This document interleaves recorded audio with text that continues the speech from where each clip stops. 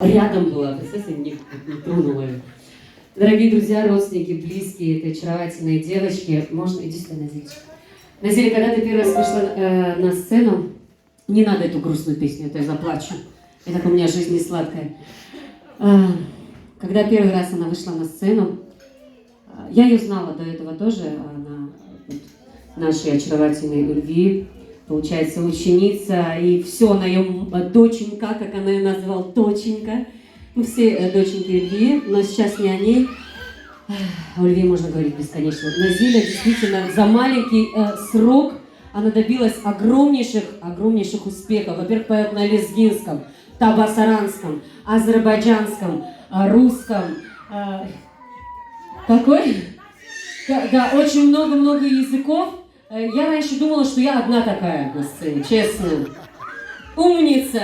Это не говорится из зависти или чего-то. Я действительно радуюсь.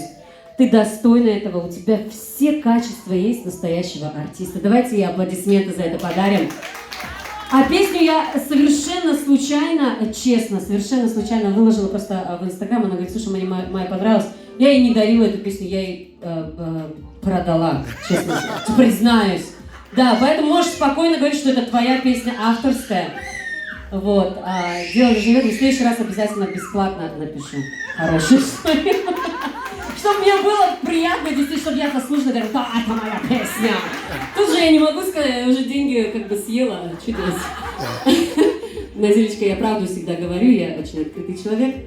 Здоровье, самое главное, здоровье твоей семье. Я вижу, как ты любишь своего супруга.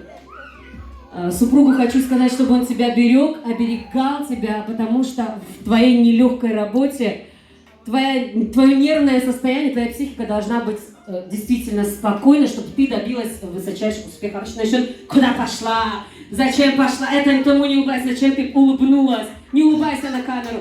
Браво, Рахман, этого нет, браво, спасибо, спасибо. Всем бы таких мужей нам. Но вот он один-единственный у тебя. И Акиф еще. Да. И здоровья. Очень много разговариваю. Я не хочу, вот честно я скажу, я когда прихожу на мероприятие, я хочу танцевать. Я без конца танцую, уже у меня сил нету, чтобы спеть. Да, хорошо, это тебе сказать, что услышим. И здоровья, конечно, малышу. Я вижу, какой сладкий такой. Я первая его в на ручки взяла. И дала, чтобы я первая была на свадьбе твоего сына. Буду танцевать, как говорится, на одной ноге.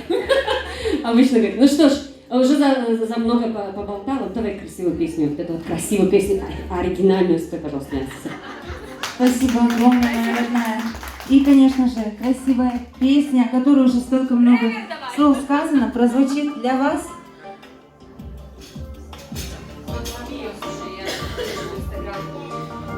И я вновь приглашаю вас всех на танцплощадку.